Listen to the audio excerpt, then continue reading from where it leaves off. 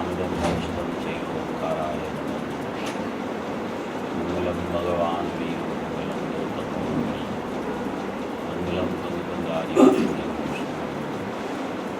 सर्वमंगलमांगल्यं सर्वकल्याणकारकं प्रदानं सर्वधर्माणां जयं जयप्रशासनं नमः समय साराय स्वानुमूर्ति चक्राशुते चित्स्वभावाय भावाय सर्वभावांतरक्षते ego में शासन लोभाग्नाम दर्शन शीशा में बाहिरा भावाशन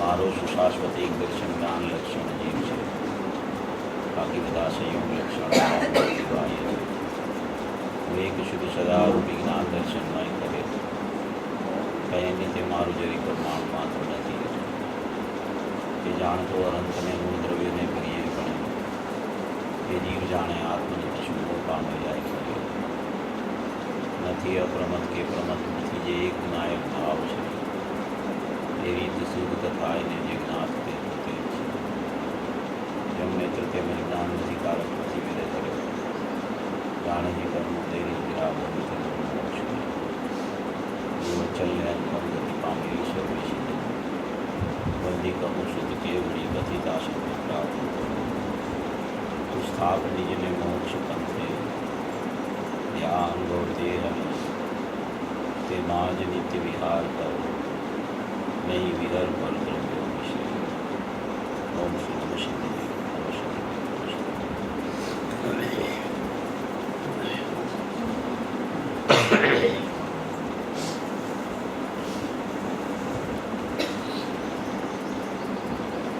પૂજ્ય ગુરુદેવ શ્રીના જે મૂળ પૂજ્ય ગુરુદેવ શ્રીએ ખોલેલા રહસ્યો છે 45 વર્ષમાં એમાં એક આ પણ એક એવું મૂળભૂત રહસ્ય છે કારણ શુદ્ધ પર્યાય એ પણ એક ખૂબ રહસ્યમય વાત છે ઘણાએ તો નામ પણ સાંભળ્યું ન હોય ઘણાને ખ્યાલ પણ ન હોય કે કારણ શુદ્ધ પર્યાય જેવી કોઈ વાત પણ છે ખાસ કરીને નિયમસારમાં આ વિષય વધારે પડતો આવે છે બીજા શાસ્ત્રોમાં પણ ઘણી વખત નીકળે છે પણ ગૌણ પણ હોય છે મુખ્યપણે નિયમસારમાં આ વાત વિશેષતાથી આવી છે અને પૂજ્ય ગુરુદેવ શ્રી જ્યારે નિયમસાર ઉપર પ્રવચન કરતા હોય ત્યારે વારંવાર કોઈ પણ ગાથામાંથી આની ઝલક કાઢતા હોય છે અને એને શું છે કે નિયમસાર ચાલુ થાય ત્યારથી એને આ વાત ઘૂંટાતી હોય છે એકદમ કે આમાં કંઈ રહસ્ય છે આમાં અદ્ભુત વાત છે શુદ્ધ પર્યાયની વાત જીવે સાંભળી હોય મોક્ષ માર્ગની વાત સાંભળેલી હોય મોક્ષ માર્ગ કારણ બને અને મોક્ષ પ્રગટ થાય એવા કેવળ જ્ઞાનની વાત પણ જીવે સાંભળેલી હોય પણ એ મોક્ષ કેવી રીતે પ્રગટ થાય મોક્ષ માર્ગની પ્રગટતા કેવી રીતે થાય શુદ્ધરૂપી પરિણમનનું વાસ્તવિક કારણ પણ ક્યાં પડેલું છે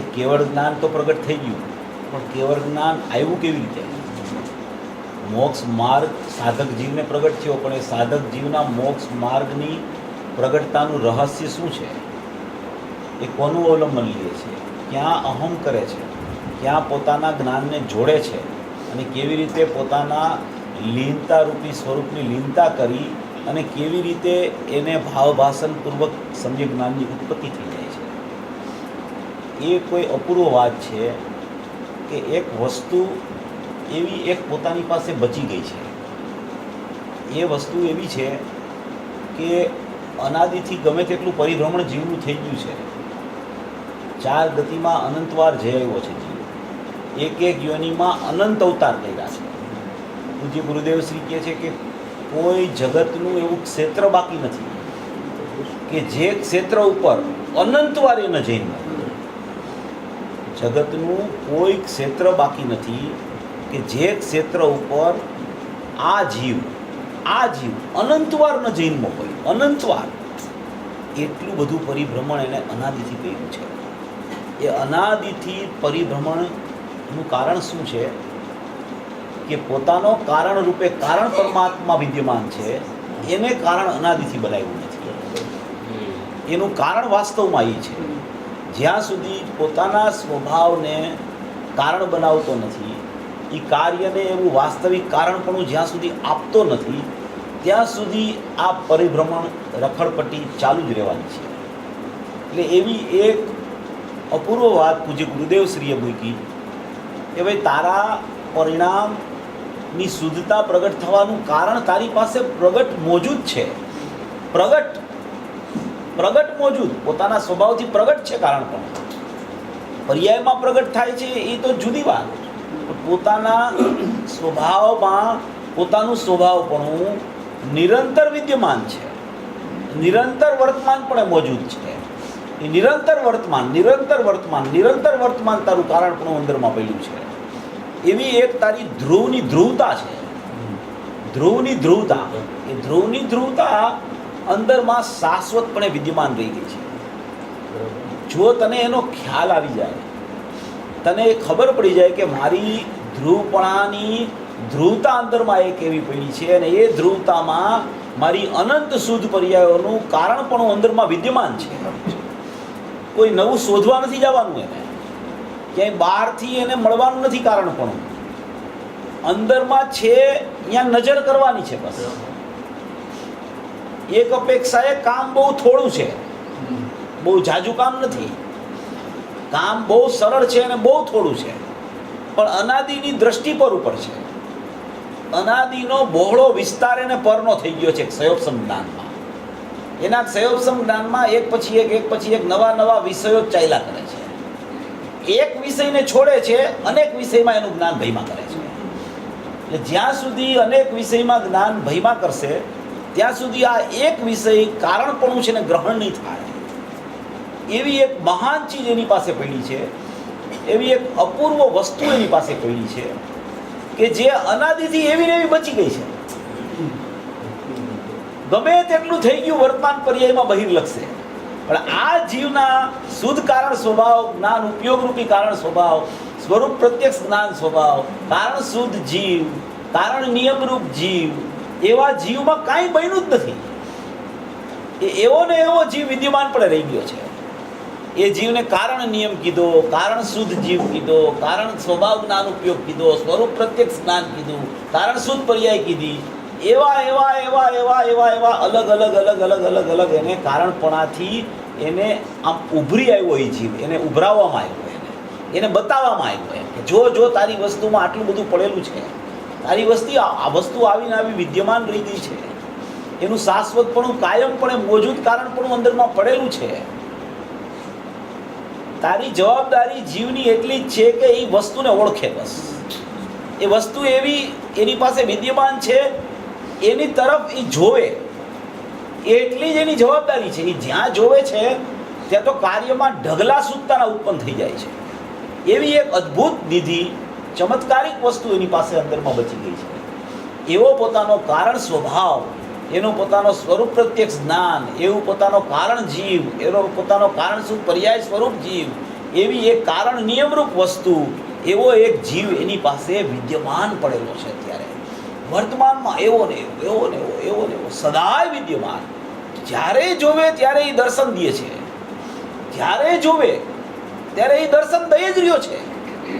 એ દર્શન દઈ રહ્યો છે, એ જોતો નથી. એ જોવે તો દર્શન દે છે. જ્યાં જે પર્યાય એને જોવે ત્યાં દર્શન લઈ લે છે. એટલી બધી આ ઉદાર છે ને વસ્તુ પડી છે અંદર. એની ઉદારતા તો જોવો, એ કાયમ દર્શન દે છે.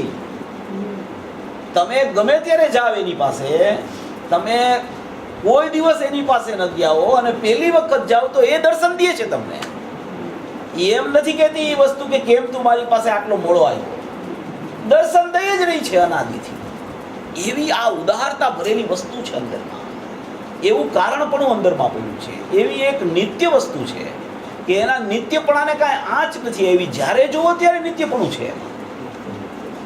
ક્ષણભંગુર અનિત્યતા જે સમયે એની વર્તમાન કાર્યમાં વર્તી રહી છે, એ સમયે એક નિત્ય કારણપણું અંદરમાં વર્તમાન મોજૂદ છે. વર્તમાનમાં મોજૂદગી બચી ગઈ છે. એવી આ વસ્તુ, એવું સ્વરૂપ છે. એવો એક સ્વભાવ ભર્યો છે એનો અંદરમાં કે એ સ્વભાવમાં એનું સ્વરૂપ છે ને ગૂંથાયેલું છે. સ્વભાવ છે અનંત ગુણને સ્વભાવ કહેવાય અને જ્ઞાન માત્ર ને સ્વરૂપ કહેવાય. અનંત ગુણાત્મક આખી વસ્તુ છે એ સ્વભાવ છે.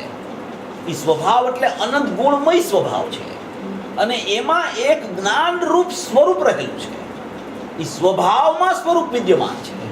આખો એક સ્વભાવ છે અનંત ગુણાત્મક અભેદ અખંડ અને એમાં એક જ્ઞાન રૂપી વસ્તુ સ્વરૂપે વિદ્યમાન છે. સ્વરૂપે વિદ્યમાન છે એટલે કે પોતાના સ્વરૂપે વિદ્યમાન રહી ગઈ છે જ્ઞાન રૂપી વસ્તુ. બધી જગ્યાએ જ્યાં જોવો ત્યાં આત્માનું વર્ણન જ્ઞાનથી કરવામાં આવે છે. તો એ સ્વરૂપ પોતાનું રૂપ જ્ઞાન રૂપ વિદ્યમાન રૂપ સ્વરૂપ પ્રત્યક્ષ જ્ઞાન કારણ સ્વભાવ જ્ઞાન કારણ નિયમ રૂપ જ્ઞાન બધી જગ્યાએ જ્ઞાન જ્ઞાન જ્ઞાન. તો જ્ઞાન પોતાનું સ્વરૂપ છે. એ સ્વરૂપ ક્યાં રહેલું છે તો કે અનંત ગુણો રૂપી સ્વભાવમાં એ રહેલું છે. સ્વરૂપ અનંત ગુણ રૂપી ભાવ છે. એ ભાવમાં એનું સ્વરૂપ રહેલું છે. એવી સ્વરૂપની વિદ્યમાનતા અંદર રહેલી છે. આ બધી ત્રિકાળી સ્વભાવની ચર્ચા છે. આખો નાયક ભાવ આવો છે. આખું એનું સ્વરૂપ આવું બચી ગયું છે અંદરમાં. જ્ઞાન જ્ઞાન જ્ઞાન જ્ઞાન જ્ઞાન જ્ઞાન એવા સ્વરૂપે જ વિદ્યમાન રહી ગયો છે આત્મા. અનંત ગુણ ભલે કે અનંત ગુણ તો ભાવ છે પણ એ ભાવમાં અંદર સ્વરૂપ રહેલું છે. એ સ્વરૂપ છે એ જ્ઞાનમય છે. જ્ઞાનમય છે જ્ઞાનમય છે એને સ્વરૂપ કહેવામાં આવે. જ્ઞાન દર્શનમય એને સ્વરૂપ કહેવામાં આવે. જ્યાં જ્યાં જ્યાં જ્યાં ઉપયોગ હોય જ્યાં જ્યાં જ્યાં જ્યાં ઉપયોગની પરિભાષા આવે ત્રિકાળી ઉપયોગની પરિભાષા આવે ત્રિકાળી જ્ઞાન દર્શનની પરિભાષા આવે એને સ્વરૂપ કહેવામાં આવે. અને જ્યાં અનંત ગુણોની પરિભાષા કહેવામાં આવે એને સ્વભાવ કહેવામાં આવે. એવા એક અનંત ગુણાત્મક સ્વભાવમાં એનું જ્ઞાન દર્શનમય રૂપ અંદરમાં વિદ્યમાન છે અને એ જ્ઞાન દર્શનમય રૂપ છે એ કારણ શુદ્ધ પર્યાયપણે પણ રહેલું છે. એના ગુણો રૂપે પણ રહેલું છે. એના ત્રિકાળી દ્રવ્યના સ્વભાવ રૂપે પણ રહેલું છે એટલે કે ત્રિકાળી દ્રવ્ય રૂપે રહેલું છે અને વર્તમાન ઉપયોગ રૂપે પણ રહેલું છે. આવું એક જ્ઞાન દર્શનમયપણું એનું દ્રવ્ય ગુણ કારણ શુદ્ધ પર્યાય અને વર્તમાન વર્તતી પર્યાયમાં પણ વિદ્યમાન છે એટલે કે ઉત્પાદ રૂપ રહેલું છે. એ એનું સ્વરૂપ છે. એ સ્વરૂપ પોતાનું રૂપ જ્ઞાન દર્શનમય રૂપ વર્તમાન પર્યાયમાં પણ ઉપયોગની પ્રગટતા જ્ઞાન દર્શનમય હોય છે. ત્યાં પણ ખરેખર એનું સ્વરૂપ છે. ઉત્પાદમાં સ્વરૂપ એટલે કે ત્યાં પણ જાણવું દેખવું જાણવું દેખવું જાણવું દેખવું જાણવું દેખવું અનંત ગુણોનું પરિણમન ચાલ્યા કરે. એ સમયે પણ અનંત ગુણોના પરિણમન રૂપ ભાવને જાણવા વાળી કોઈ વસ્તુ રહી ગઈ હોય તો એ જ્ઞાન દર્શન રૂપ છે. એ સ્વરૂપ છે જ્ઞાન દર્શન. એ જાણવું દેખવું નિરંતર એમાં ચાલે છે. નિરંતર નિરંતર નિરંતર નિરંતર ચાલ્યા કરે છે. હવે એ વસ્તુમાં અંદર એક ત્રિકાળી સ્વરૂપ જે રહેલું છે એ ત્રિકાળી સ્વરૂપ છે જ્ઞાન દર્શનનો ત્રિકાળ ઉપયોગ છે એ કારણ શુદ્ધ પર્યાય રૂપ રહેલો છે.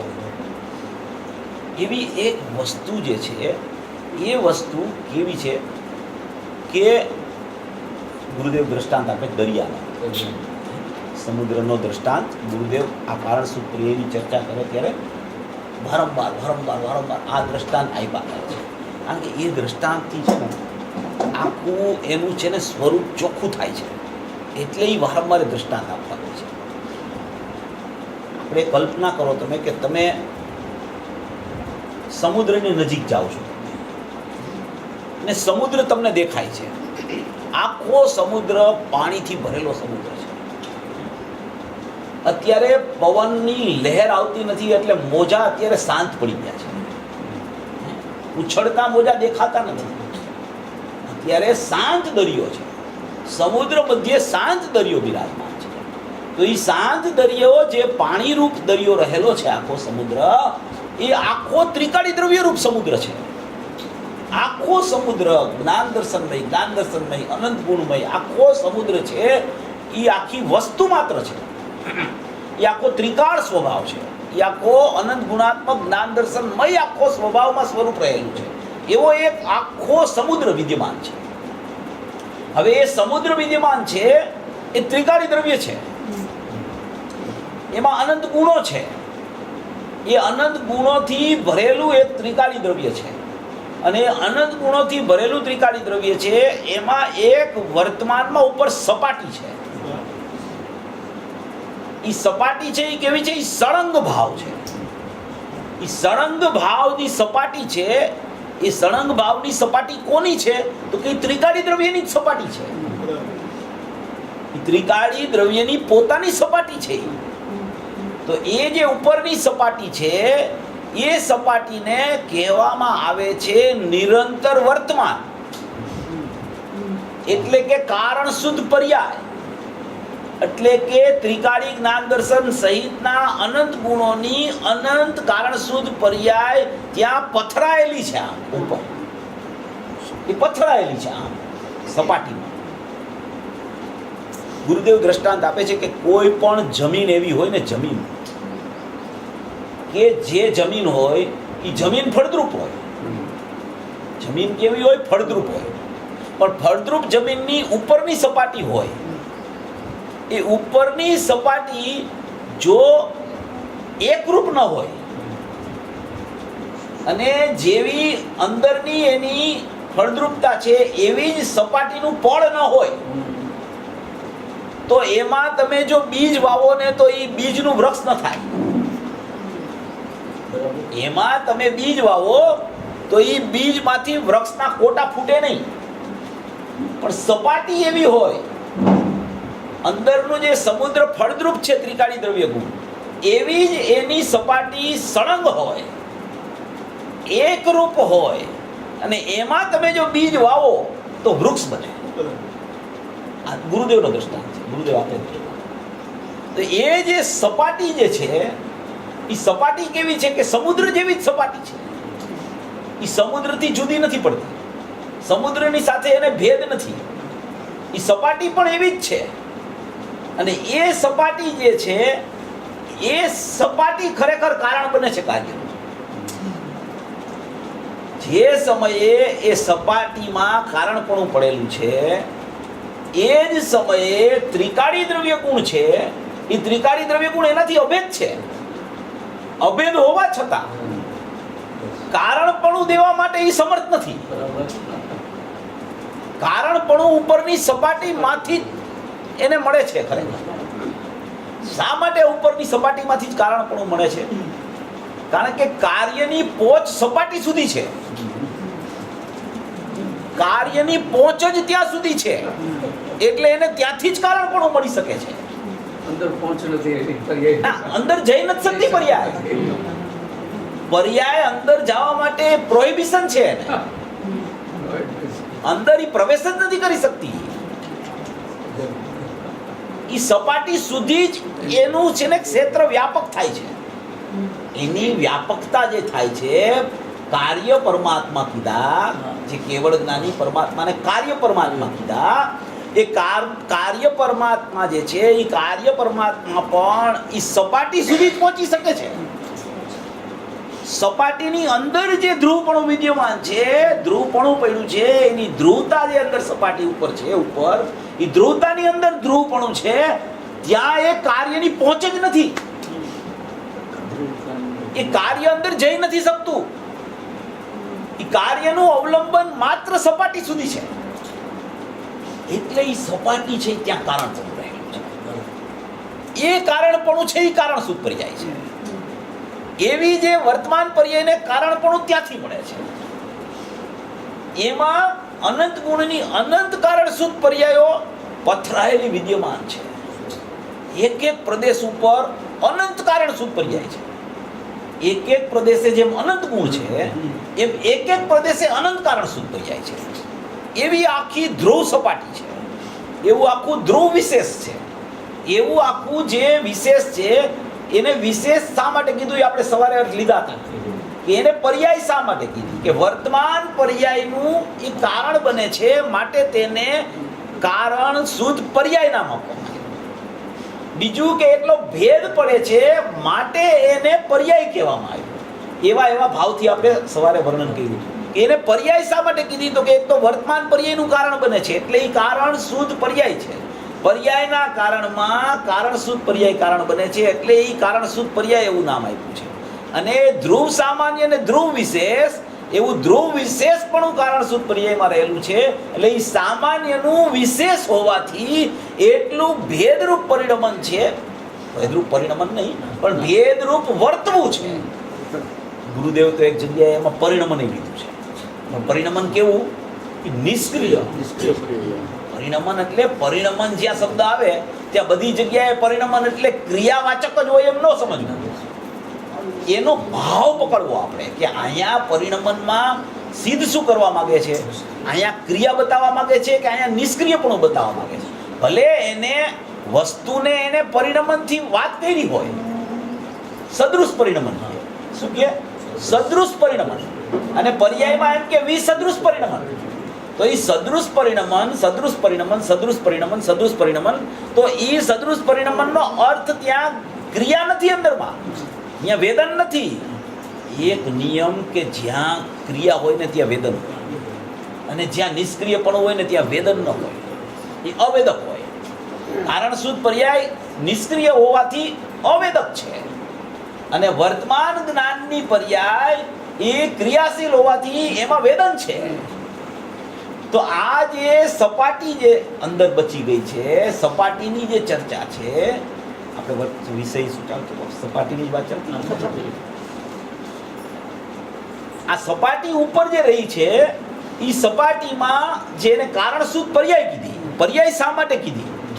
બે પ્રકારની, આપણે ત્રણ પ્રકારનું વર્ણન આપણે જોયું હતું. હવે એ આખી અનંત ગુણની અનંત પર્યાયો સપાટી ઉપર એકરૂપપણે પથરાયેલી છે અને એ સપાટી છે ત્યાં સુધી જ કાર્ય છે ને એ પહોંચી શકે છે. માટે એ સપાટીમાં જ કારણપણું પડ્યું છે અને એ સપાટીને કારણપણે ગ્રહણ કરી અને કાર્યમાં શુદ્ધતાની ઉત્પત્તિ પ્રગટતારૂપ થાય છે.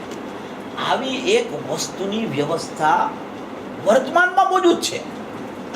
જીવે કાંઈ કરવાનું નથી, એમાં એ વ્યવસ્થા બનેલી છે. એકદમ ધ્રુવ ત્રિકાળ છે, દ્રવ્ય ગુણથી બનેલો, ધ્રુવ સામાન્ય રૂપે રહેલો અને ધ્રુવ વિશેષ રૂપે રહેલી એની સપાટી રૂપ કારણ શુદ્ધ પર્યાય પણ અત્યારે વર્તમાનમાં મોજૂદ છે. અને એ વર્તમાનમાં મોજૂદ છે. એ સમુદ્ર છે, એ શાંત છે. અત્યારે મોજા નથી ઉછળતા. મોજા ઉછળશે એટલે કેવળ જ્ઞાન આવશે. અત્યારે કેવળ જ્ઞાનનું કારણ ચાલુ છે, કેવળ જ્ઞાનનું કારણ મોજૂદ છે, સમ્યક જ્ઞાનનું કારણ પણ મોજૂદ છે. એ મોજૂદ કારણનું ગ્રહણ કેમ થાય એ મોજાનો વિષય છે. વસ્તુ વ્યવસ્થા આ છે. હવે એ વસ્તુ વ્યવસ્થા છે એમાં મોજા જે ઉઠે છે ને, મોજા, હવે એમ કહેવામાં આવે છે કે સપાટી ઉપરથી મોજા ઉઠે છે. કેવી રીતે ઉઠે છે? મોજા સપાટી સ્થિર છે પણ મોજા છે ને સપાટીની ઉપરથી ઉઠે છે. તો સપાટીની ઉપરથી મોજા ઉઠે છે એને વર્તમાન પર્યાયો કીધી છે અને સપાટી સુધી છે એનું ધ્રુવપણું કીધું છે. હવે એ સપાટીની ઉપરથી મોજા ઉઠે છે એમ શા માટે કીધું છે? મોજા તો અંદરથી આવે છે. મોજાનો જે ડગમાળ અંદરથી ઉઠ્યો છે એ તો ક્યાંય અંદર ઠેઠથી ઉઠ્યો છે કે માત્ર સપાટી ઉપરથી નથી ઉઠ્યો. સમજો, વાત બહુ સમજવા જેવી છે. એ અંદરથી ઉઠ્યો છે આખો.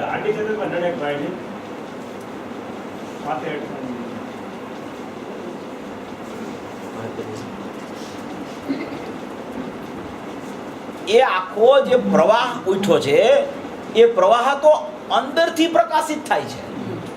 અંદરનું આખું સપાટી સુધીનું જે ધ્રુવપણું છે એ ધ્રુવપણામાં એક વહેતો પ્રવાહ ધ્રુવ ધ્રુવ ધ્રુવ ધ્રુવ ધ્રુવ ધ્રુવ ધ્રુવ એવો ચાલુ છે. વહેતો પ્રવાહ એ અંદરમાં પ્રવાહ વહ્યા કરે છે. અંદરમાં વહેતો પ્રવાહ નથી અને સીધો સપાટી ઉપરથી ઉછાળો આવે છે એવું ખરેખર નથી. જ્યારે પર્યાયની સિદ્ધિ કરવી હોય, વર્તમાન ક્રિયા સિદ્ધ કરવી હોય, પર્યાયનું પરિણમન બતાવવું હોય ત્યારે એને સપાટી ઉપરથી મોજા ઉઠ્યા એમ કહેવામાં આવે. અને જ્યારે એનું ધ્રુવનું ધ્રુવપણું બતાવવું હોય, ધ્રુવની ધ્રુવતા સિદ્ધ કરવી હોય, ધ્રુવનું વાસ્તવિક ચૈતન્યપણું અંદરમાં એક અંદર હિલોળા લેતું પડ્યું છે એ બતાવવું હોય અંદરમાં, ત્યારે એ અંદરમાં એક ધ્રુવ પ્રવાહ ધ્રુવ પ્રવાહ ધ્રુવ પ્રવાહ ધ્રુવ પ્રવાહ જીવંત પ્રવાહ છે અંદરમાં. એ જીવંત જાગતું જીવન છે અંદરમાં. અખંડ રૂપે ધારા પ્રવાહ રૂપે જ્ઞાન દર્શન ભાઈ જીવનમાં જાણવું દેખવું જાણવું દેખવું જાણવું દેખવું જાણવું દેખવું એવું ત્રિકાળ ધ્રુવ પ્રવાહમાં અંદરમાં વર્તી રહ્યું છે. એવી વર્તવાર રૂપ અંદરમાં સ્થિતિ ચાલુ છે અંદરમાં. એને ગુરુદેવે સદૃશ પરિણમન કીધું. એ સદૃશ પરિણમન એટલે શું? ક્રિયા નહીં. પરિણમન એટલે જાણવું જાણવું જાણવું, દેખવું દેખવું દેખવું દેખવું. એ પ્રત્યેક સમયે જાણવું દેખવું જાણવું દેખવું જાણવું દેખવું જાણવું દેખવું નિરંતર ચાલ્યા કરે છે. આ સ્વભાવ જાણક સ્વભાવ એ ચાલુ જ છે અંદરમાં. જો અંદરમાં ચાલુ ન હોય, વિચાર કરો આપણે કે ભાઈ આપણે એમ કહીએ કે સપાટી ઉપરથી મોજા ઉઠ્યા. જો સપાટી ઉપરથી મોજા ઉઠે છે એ પરમ સત્ય વાત છે. કોઈ એમ ન સમજતા કે આ એમ વાત નથી.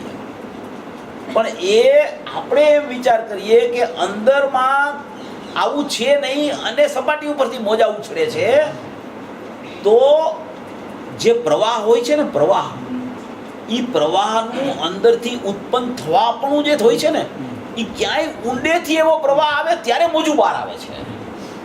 એમને એમ સીધું સપાટી ઉપરથી બહાર નથી આવી જતું મોજું. તમે દરિયા સામે ઊભા રહીને પ્રયોગ જોજો. દરિયા પાસે બધાય જતા હોય છે. એ જઈને એનો તમે અહીંયા ઊભા રહ્યો અડધી કલાક અને તમે જોવો એ દરિયાનું સ્વરૂપ કેવું છે અને પોતાના આત્માનું સ્વરૂપ કેવું છે. એ દ્રષ્ટાંતથી એની હારે પોતાનો સ્વભાવ મેળવો તમે, તમને એકદમ મળી જશે કે આ મારી વસ્તુનું સ્વરૂપ આટલું જ છે, આની બહાર મારું કાંઈ છે નહીં. આ આખો દરિયો ભરેલો છે, એ દરિયો ભરેલો છે એ ધ્રુવ પ્રવાહ રૂપે રહેલો છે. અને એમાંથી કોઈ પણ પ્રવાહ બહાર વહેતો આવે મોજા રૂપે તો પણ એ મારા જ્ઞાનનું જ પરિણમન છે. એના સિવાય આત્મામાં કાંઈ નથી. જ્ઞાન આવે છે ને જ્ઞાન જાય છે, જ્ઞાન આવે છે જ્ઞાન જાય છે, જ્ઞાન આવે છે જ્ઞાન જાય છે. પરિણમનમાં પણ જ્ઞાન, અંદર ધ્રુવતા રૂપે પણ જ્ઞાન, અંદર ધ્રુવ રૂપે પણ જ્ઞાન. એકલું જ્ઞાન જ્ઞાન જ્ઞાન જ્ઞાન જ્ઞાન સ્વભાવ અને જ્ઞાનનું સ્વરૂપ એ ત્યાં વર્તી રહ્યું છે એવો એને ખ્યાલ આવવા મળશે. તો આ જે અંદરનો આખો ધ્રુવ પ્રવાહ ધ્રુવ પ્રવાહ ધ્રુવ પ્રવાહ ધ્રુવ પ્રવાહ ચાલતો પ્રવાહ અંદરમાં વહી રહ્યો છે, અનાદિથી વહી રહ્યો છે, અનાદિથી ચાલી રહ્યો છે, એવું સદૃશ પરિણમન અંદરમાં ચાલુ છે. તો એ એક વહેતો પ્રવાહ વહેતો પ્રવાહ વહેતો પ્રવાહ વહેતો પ્રવાહ એ કાંઠા સુધી જ્યાં સુધી આવે છે, સપાટી સુધી, ત્યાં સુધી ખરેખર એ પ્રવાહનું નામ ધ્રુવતા છે. ધ્રુવતા છે એ પ્રવાહનું નામ. કારણ કે શું કામ એનું નામ ધ્રુવતા છે? કારણ કે એ પ્રવાહે હજી પરનો સંગ ક્યારેય કર્યો નથી.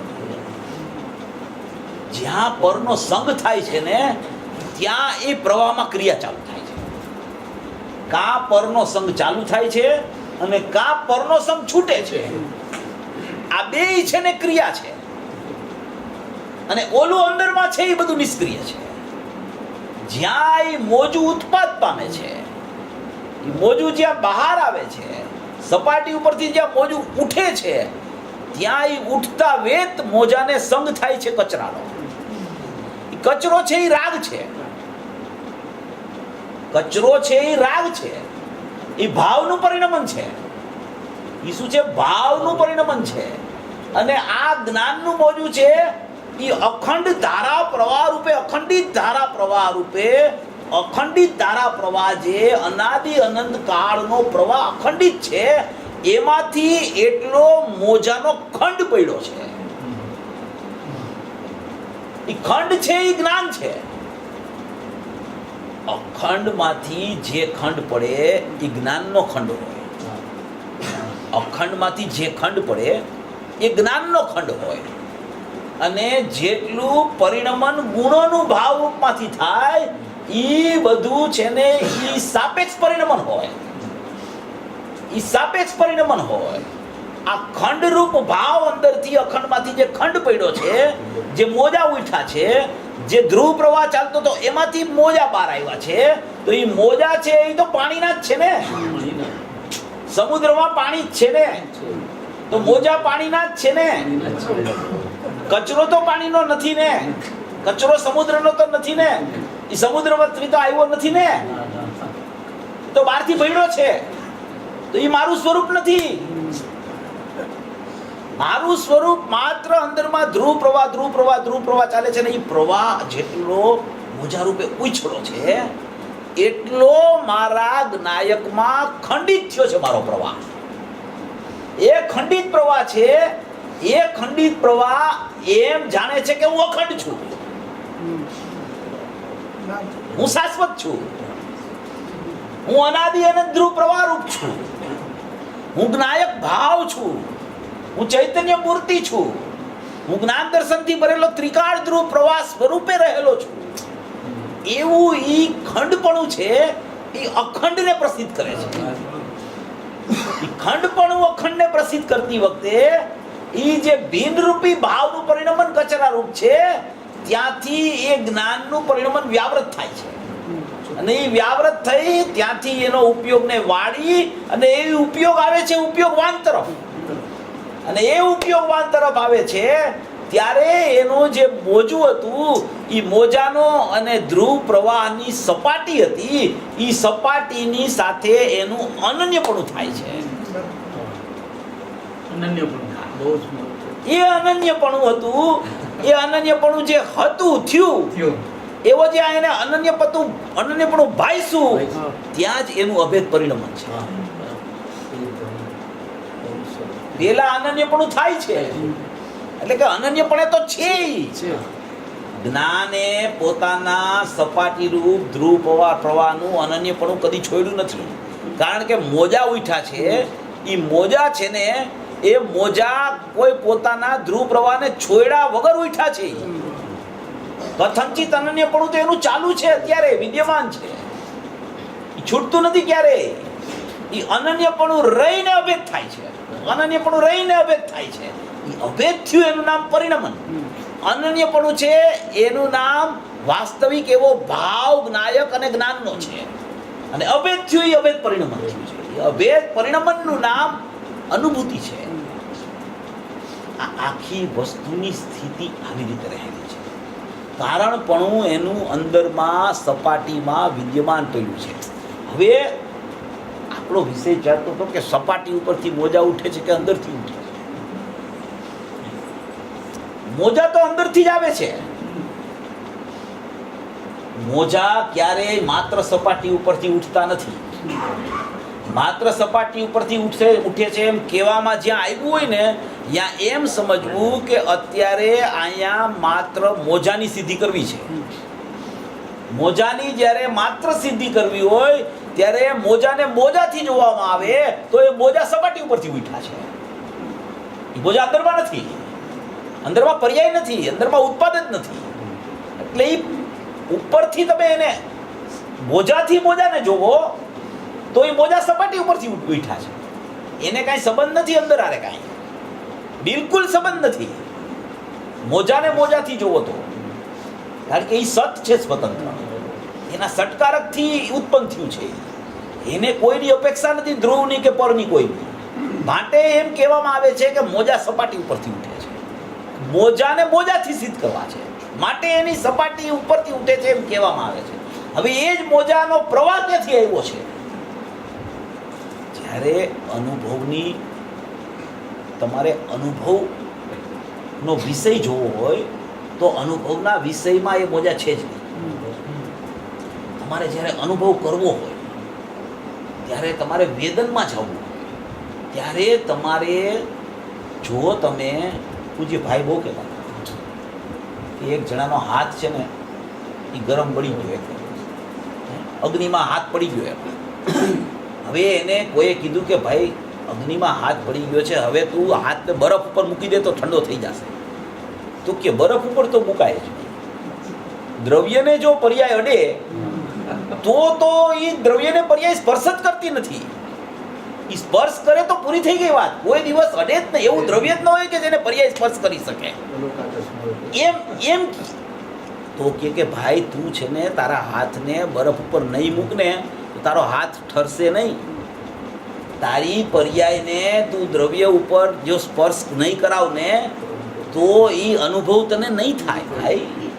તું એવી રીતે એની ભિન્નતા દ્રષ્ટિ અપેક્ષાએ સમજવા માટે જ્ઞાન અપેક્ષાએ એનું અનન્યપણુંને જો છોડી દઈશ તો અનુભવ નહીં થાય તને. અનુભવની ચર્ચા ચાલતી હોય ત્યારે જ્ઞાને ક્યારેય નાયકને છોડ્યો જ નથી.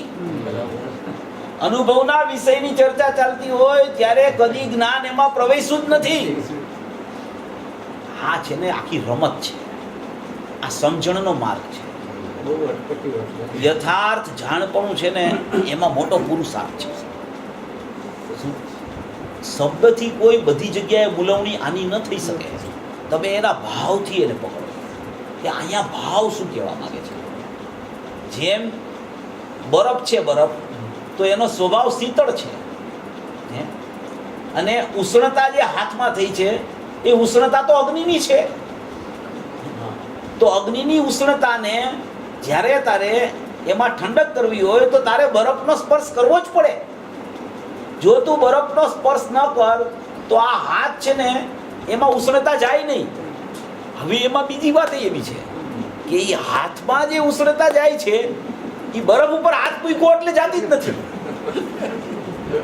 આ સમજવું, આ બહુ સમજવા જેવું છે. આ જો આ બધું છે ને એકદમ ન્યાયથી છે.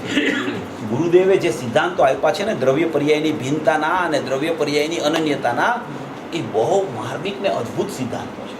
એ આપણા જ્ઞાનમાં બરાબર ચોખ્ખા ન હોય ને તો શું થાય કે કાં આપણને કોઈ એવો પક્ષ થઈ જાય કે ભાઈ આ દ્રવ્ય છે ને એ તો હવે એકલું જ છે, આમ અલગ પડ્યું છે, અને પર્યાય ક્યાંક આમ અલગ પડી છે, એમ એવો પક્ષ થઈ જાય. એવું અંદર સ્વરૂપ નથી. અંદર એવું સ્વરૂપ નથી. જુઓ, પર્યાય ને દ્રવ્યની ક્ષેત્રે ભિન્નતાઈ કીધી છે, ભાવે ભિન્નતાઈ કીધી છે. એવું નથી, એમેય નથી. બધી વાત આપણા જ્ઞાનમાં બરાબર એકદમ ચોખ્ખી ચણાક હોવી જોઈએ. તો છે ને ઉપયોગને માર્ગ મળી જાય છે. ઉપયોગવાન પાસે જવાનો ઉપયોગ છે ને કોરો છે. ઉપયોગમાં કોઈ અશુદ્ધતા નથી. વર્તમાન જ્ઞાનમાં ગમે તેટલો રાગાદીનો સંયોગ થઈ જાય પણ જ્ઞાને જ્ઞાનપણું ક્યારેય છોડ્યું નથી. એ કદી રાગરૂપ થયું નથી, કદી મોજા કચરારૂપ થયા નથી. કારણ કે બીજે સમયે તો એ કચરાને છોડી અંદર પાણી નાખ ચાલ્યા જાય મોજા. એને સંબંધ જ થતો નથી એની સાથે. એ તો એકબીજાના સંયોગ સંબંધ જોઈને એમ કહેવામાં આવે છે કે આ મોજાએ આ કચરાને ગ્રહણ કર્યો. બાકી બે જુદાઈ છે. આવી રીતે બે આંગળી જેમ એક થતી નથી એમ મોજા અને કચરો એક નથી થતા, એમ જ્ઞાન ને રાગ એક થતા નથી. અને એવી ભિન્નતા જ્ઞાન ને જ્ઞાયકની તમને દેખાય છે તો એ દ્રષ્ટિના વિષયમાં છે. અને એવી ભિન્નતા જ્યાં સુધી જોશો ત્યાં સુધી અનુભવ નહીં થાય. એવી ભિન્નતાનું જ્ઞાન રાખી અને એ જ્ઞાનને અનન્ય જોશો જ્ઞાયકથી, ત્યારે અનુભૂતિ થશે. ત્યારે દ્રષ્ટિનો વિષય દ્રષ્ટિમાં આવશે અને જ્ઞાન અનન્ય હતું એ અભેદ થઈ ગયું. જો વાત તો આવી છે, કઈ રીતે સમજવી, કઈ રીતે ઉપયોગમાં લેવી, કઈ રીતે એને આપણે ખતવણી કરવી, કેવી રીતે આપણે પરિણમનમાં આપણા ઉપયોગને લગાવવો, પરિણામીમાં અને પરિણમન થઈ જાય, એ તો પોતાના પુરુષાર્થને આધીન છે. બધી સમજણ ગુરુદેવ પાસેથી એટલું ગુરુદેવે ખુલાસો કર્યો છે, એટલો ખુલાસો કર્યો છે કે ક્યાંય કોઈને ન સમજાય ને એવું તો ખરેખર કંઈ છે જ નહીં.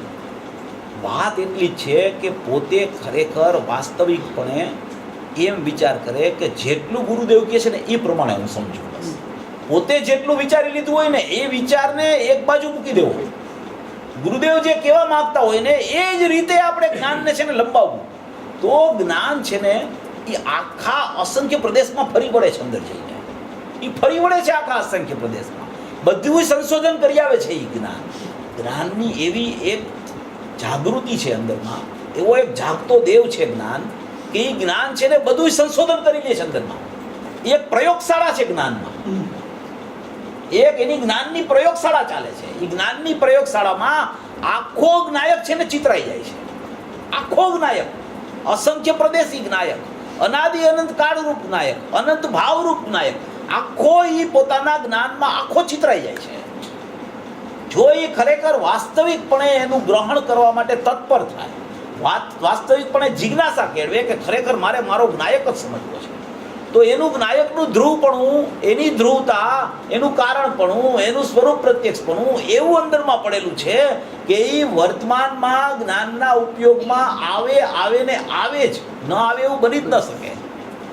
તો એવી એક આ અદ્ભુત વાત કારણસૂદ પર્યાયની છે. કારણસૂદ પર્યાયની વાત છે ને, એ કારણસૂદ પર્યાય છે ને બે કામ કરે છે. કારણસૂદ પર્યાય બે કાર્યોમાં મદદરૂપ થાય છે. ખાલી એક જ કામ નથી એનું કારણપણું દેવાનું. એ કારણપણું તો આપે જ છે. વર્તમાન પર્યાયને કારણપણું તો પૂરું પાડે છે. એ કારણપણું તો એમાં જ પડેલું છે. કારણપણું ત્યાંથી જ મળે છે, સપાટી ઉપરથી જ કાર્યને કારણપણું મળે છે. પણ એ સિવાય એ કારણપણું મળે છે, એ સપાટી ઉપરથી કાર્યને મળે છે. તો એવું એનામાં શું છે કે એમાંથી કારણપણું મળે છે? આ એક બહુ અગત્યની વાત છે. એનામાં એવું શું પડેલું છે કે જેને કારણે એમાંથી કાર્યને કારણપણું મળી જાય છે? એવી વસ્તુમાં શું છે? એવી કારણસૂદ પર્યાય કઈ વસ્તુ છે કે જેમાંથી એને કારણપણું મળ્યા કરે? તો એમાં એવું શું સત્વ ભરેલું છે કે જેમાંથી એને કારણ મળે છે? કે એ કારણસૂદ પર્યાય છે ને, એ એટલી બધી જાજ્વલ્યમાન છે, એ એવી છે, એ આમાં 11-12 ગાથામાં, નિયમ સારની 11-12 ગાથામાં આ વિષય છે. એ કારણસૂદ પર્યાય છે, એ સ્વરૂપ પ્રત્યક્ષ છે. કેવી છે? સ્વરૂપ પ્રત્યક્ષ. સ્વરૂપ એટલે પોતાનો જ્ઞાયક ભાવ, પોતાનો ત્રિકાળ ભૂતાર સ્વભાવ, એ સ્વરૂપથી પ્રત્યક્ષ રહેલી છે. એ પ્રત્યક્ષતા છે, એની પ્રત્યક્ષતા છે. એ પ્રત્યક્ષતા એની સ્વરૂપ અનંત ગુણાત્મક ધ્રુવ છે, જે ધ્રુવ સામાન્ય જે છે, એ ધ્રુવ સામાન્ય સાથે આ ધ્રુવ વિશેષ, એ જે કારણસૂદ પર્યાય છે, એ કારણસૂદ પર્યાય એ ધ્રુવ સામાન્ય સાથે સ્વરૂપથી પ્રત્યક્ષ રહેલી છે. એ સ્વરૂપ પ્રત્યક્ષતા છે. એ સ્વરૂપ પ્રત્યક્ષતા હોવાને કારણે એમાં સ્વરૂપ પ્રત્યક્ષતાને કારણે ધ્રુવ સાથે સ્વરૂપ પ્રત્યક્ષ હોવાને કારણે અનંત ગુણોમય આખું ધ્રુવ સામાન્ય છે, એની સાથે સ્વરૂપ પ્રત્યક્ષ હોવાને કારણે એમાંથી કારણ પણ ઉદ્ભવિત થાય છે. એ એકલી કારણ પણ નથી પડી. એ કારણપણું પણ પૂરું પાડે છે અને સ્વરૂપ પ્રત્યક્ષતા પણ કર્યા કરે છે. એટલે એવા હોવા પડે છે. સ્વરૂપ પ્રત્યક્ષતા રૂપ છે, સ્વરૂપ પ્રત્યક્ષ છે. સ્વરૂપ એટલે જ્ઞાયક ભાવ, એટલે અપરિણામી સ્વભાવ, અખંડ સ્વભાવ, એકરૂપ સ્વભાવ. એ સ્વભાવથી એવું સ્વરૂપ જે છે ધ્રુવનું અનંત ગુણાત્મક જે ધ્રુવ સામાન્ય છે, એવા ધ્રુવ સામાન્ય સાથે એ કારણસૂદ પર્યાય સ્વરૂપથી પ્રત્યક્ષ છે. એ સ્વરૂપ પ્રત્યક્ષ છે. એ સ્વરૂપ પ્રત્યક્ષપણું પણ છે એનામાં, અને એ સ્વરૂપ પ્રત્યક્ષપણું જ કાર્યને કારણ પણ આપે છે. એ કારણ આપે છે સાવ કેવી રીતે? એમાં કારણપણું આવ્યું કેવી રીતે? એ કારણપણું વિદ્યમાન એમાં કેવી રીતે છે? એ સ્વરૂપ પ્રત્યક્ષ છે. એ ધ્રુવ સામાન્યથી સ્વરૂપ પ્રત્યક્ષ છે. એની સાથે અભેદપણે રહેલી છે, એમાં પણ ભેદ થઈ જાય છે. એ તો એ રૂપ છે, એ રૂપ છે, એ રૂપ છે, એના રૂપ છે, એવું સ્વરૂપ પ્રત્યક્ષ.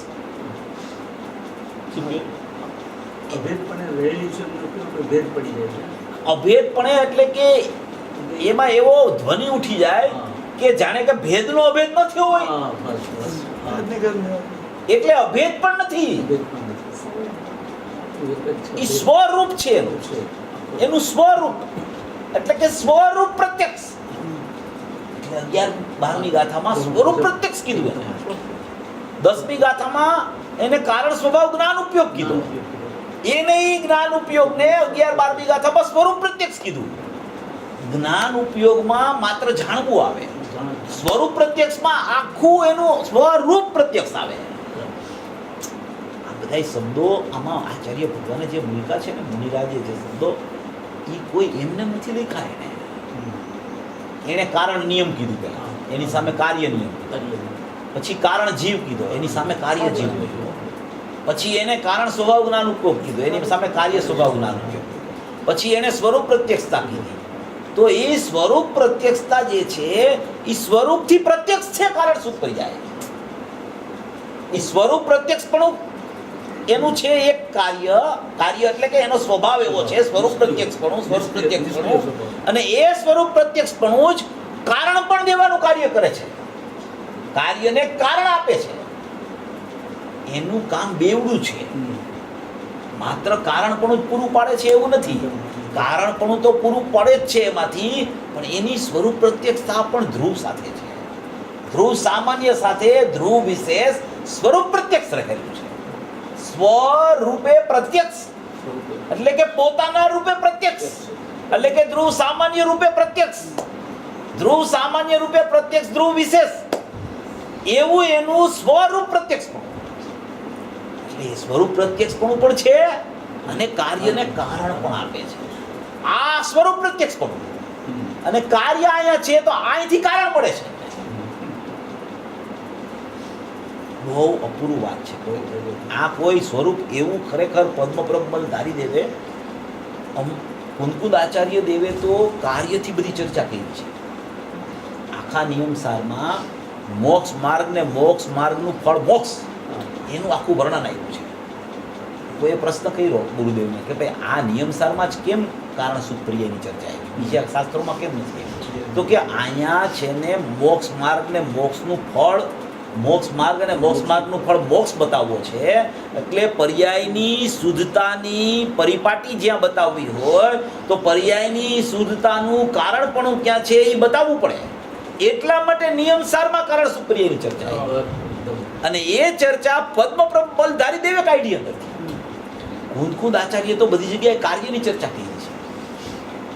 પદ્મપ્રબલ ધારી દેવે એમ એને વિચાર કર્યો કે આ કાર્ય આવ્યું છે તો એનું કંઈ કારણ તો હોવું જોઈએ, કારણ વિના કાર્ય ના આવે. એમાંથી એને કારણ પણ કાઢ્યું. જેમ અમૃતચંદ્ર આચાર્ય છે એ સમયસારની ટીકા હોય તો એમાં કુંકુદ આચાર્ય અસ્થિથી વાત કરી, તો અમૃતચંદ્ર આચાર્ય નાસ્તિથી વાત કરે.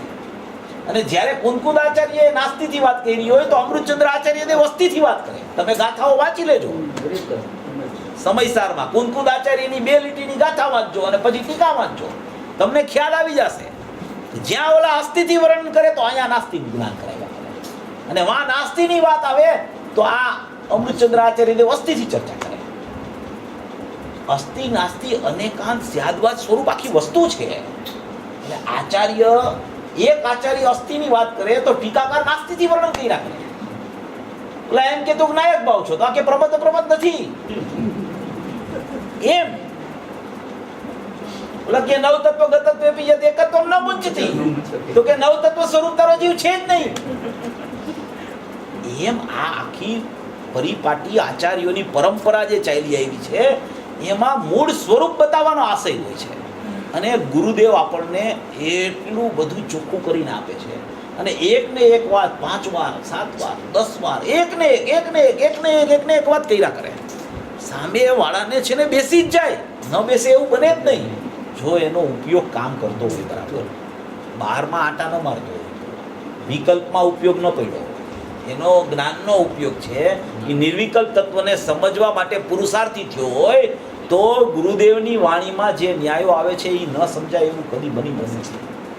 અને આ તો એકદમ અતિ સૂક્ષ્મ વાત છે આ કારણ સુપ્રિય. આ તો આપણે અહીંયા તો બધા અભ્યાસી જીવો જ આવતા હોય. અહીંયા તો બધા શું ગુરુદેવના માર્ગમાં જેટલા જીવો એમાંય સોનગઢ આવીને 4-4, 5-5 દિવસ જે રહેતા હોય એ લોકોને તો બીજી કોઈ બાહ્ય વિકલ્પો વધારે પડતા ન ચાલતા હોય. ચાલતા તો હોય પણ વધારે પડતા ન ચાલતા હોય. એટલે અહીંયા આપણે સૂક્ષ્મ વાત કરીએ ને તો ગ્રહણ જલ્દી થાય. સોનગઢમાં એ જ વાત એ લોકોના ગામમાં જઈને કરીને તો જલ્દી ન ઉતરે, કારણ કે અહીંયા એનો વિકલ્પ બીજે ચાલતો હોય. અહીંયા એ વિકલ્પ છે ને બીજે ન ચાલતો હોય. અહીંયા સ્વરૂપ સમજવામાં એનો ઉપયોગ કામ કરતો હોય. એટલે અહીંયા સૂક્ષ્મ વાત કરવાથી અંદર તરત પકડાવી જાય, અંદર પચી જાય.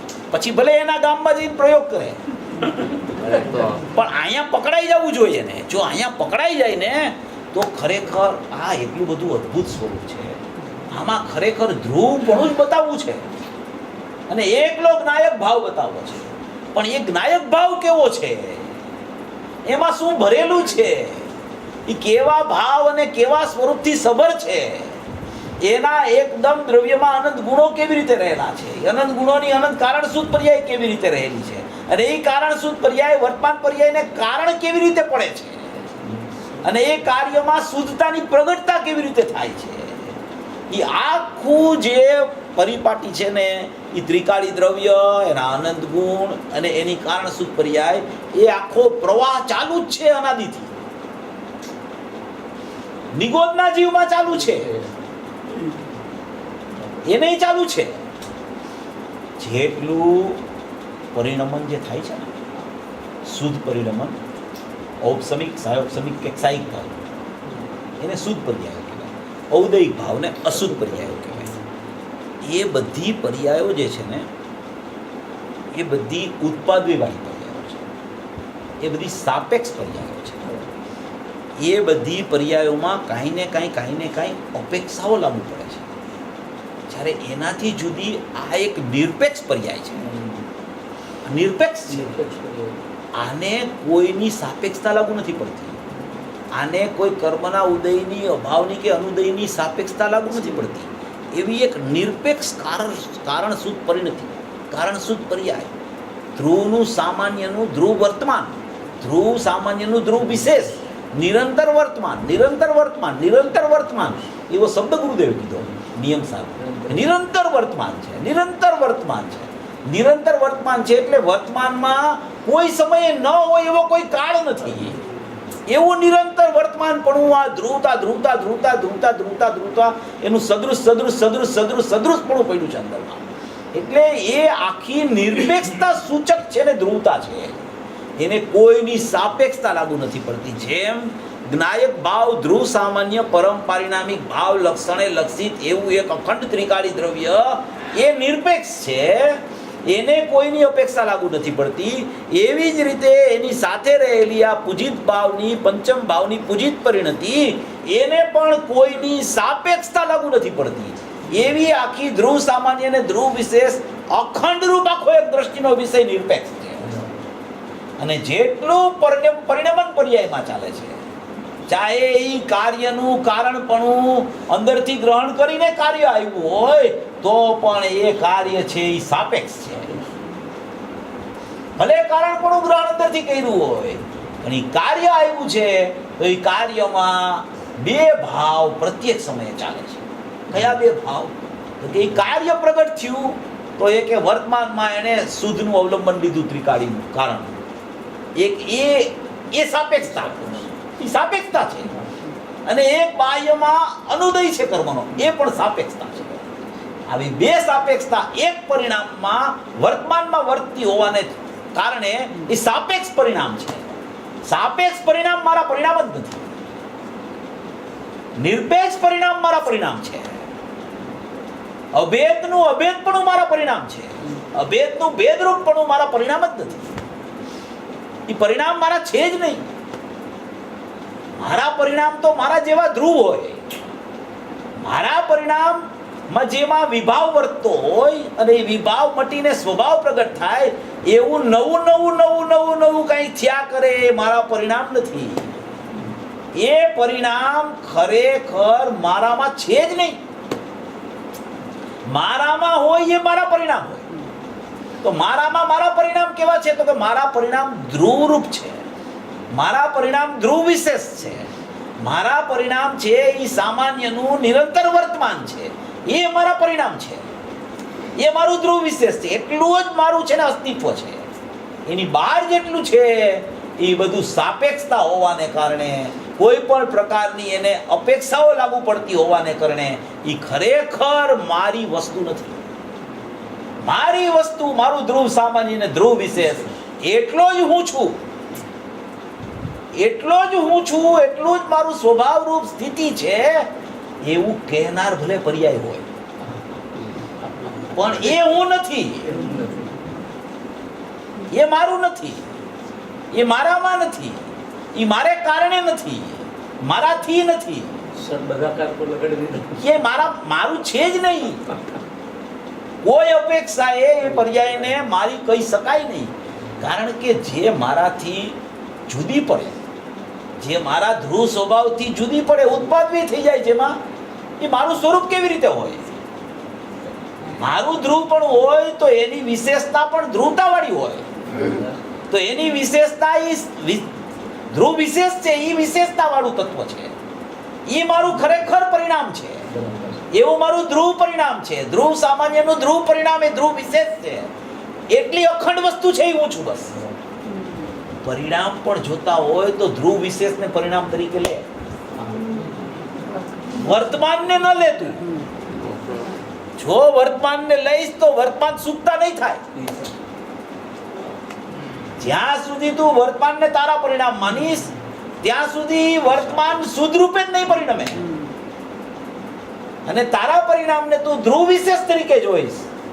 ધ્રુવ સામાન્ય મારું અસ્તિત્વ અને એનું ધ્રુવ વિશેષ છે એ મારું ખરેખર નિરંતર વર્તમાન. એવી રીતે તું તારા અખંડ સ્વભાવને જો વિચારીશ તો તારી વિચાર દશા પલટાઈને કેવળ જ્ઞાન આવશે. કેવળ જ્ઞાન આવશે તો એ કેવળ જ્ઞાન મારું નથી. કેવળ જ્ઞાન જ્યાંથી ઉત્પન્ન થયું એ મારો સ્વભાવ છે. સ્વભાવમાં એવું હોય, સ્વભાવમાં સ્વરૂપ વિદ્યમાન હોય અને એ સ્વરૂપ જ ખરેખર મારું રૂપ છે. એના સિવાય કાંઈ મારું નથી. અરે ગુરુદેવે તો એટલી બધી વાત કરી છે કે આપણને તો આશ્ચર્ય થઈ જાય. આશ્ચર્ય. એક બાજુ અનંત ગુણની ભરપૂર ચર્ચા કરે. શક્તિના પ્રવચનોમાં અનંત ગુણાત્મક, અનંત ગુણાત્મક, અનંત ગુણાત્મક. ગુરુદેવ 47 શક્તિ તો મોઢે બોલી જાય કડકડાટ 2-3 મિનિટમાં. એવી તો અનંત શક્તિ એના મુખપાઠમાં તો કેટલી શક્તિ આવી ગઈ. એવી અનંત શક્તિનો ધારક ચૈતન્ય ભગવાન આત્મા ત્રિકાળ ધ્રુવ એની અનંત ગુણોથી વર્ણન ખૂબ કરે અને પછી એમ કહે કે જ્ઞાન સિવાય બીજા બધા ગુણો અચેતન છે. શું કે અનંત ગુણોનું વર્ણન કરે, એકદમ ખૂબ વર્ણન કરે, ખૂબ વર્ણન કરે. પછી એમ કહે કે જ્ઞાન સિવાયના જેટલા ગુણો, પર્યાય નહીં, ગુણો અચેતન છે. કારણ કે એ જાણતા નથી કાંઈ. એ ગુણને ખબર નથી અમે ગુણ છીએ. એ જ્ઞાન એને કહે છે કે આ છે ને ચારિત્ર ગુણ છે, આ શ્રદ્ધા ગુણ છે, આ પ્રભુત્વ ગુણ છે, આ વિભક્ત ગુણ છે. એ જાહેર જ્ઞાન કરે છે. એટલે અનંત ગુણને ભાવરૂપ કીધા. એ ભાવમાંથી અનંત જ્ઞાનરૂપ, જે અનંત પોતાના જ્ઞાનરૂપ છે એને એમાંથી ભાવમાંથી સ્વરૂપ કાઢ્યું. અનંત ગુણાત્મક આખો ભાવ છે એ અનંત ગુણોથી ભરેલો ભાવ છે. એમાંથી એક સ્વરૂપ એટલે જ્ઞાનરૂપ કાઢ્યું. ચૈતન્ય પણ કાઢ્યું એમાંથી કે જ્ઞાન સિવાય બધા ગુણો અચેતન છે. જ્ઞાન ને સ્વરૂપ કહી દીધું. સ્વરૂપ, મારું રૂપ, પોતાનું રૂપ. ગુણોને અચેતન કીધા એટલે ગુણો કાંઈ આમ નીકળી નથી જતા. એ તો અભેદ એકરૂપ પણ જ ગુણો રહેલા છે. પણ એવા બધા ગુણોના લક્ષણ જુદા જુદા છે. બધા ગુણોના લક્ષણ જુદા છે એટલે અતદ્ભાવિક અન્યત્વ છે. એટલે એક ગુણ બીજા ગુણ રૂપે થઈ શકતો નથી. એક ગુણનું કાર્ય બીજું ગુણ કરી શકતું નથી. માટે જ્ઞાન ગુણ છે એ દર્શન રૂપ નથી થતો, દર્શન ચારિત્ર રૂપ નથી થતો, ચારિત્ર વીર્ય રૂપ નથી થતો. એટલે બધા ગુણોનું એક પોતાનું આગવું લક્ષણ નામનું અસ્તિત્વ લઈને બિરાજમાન છે ગુણો. તો એમાં જ્ઞાન લક્ષણ જે ગુણનું છે એ ગુણ જ્ઞાન છે એ માત્ર એની પાસે જાણવું છે.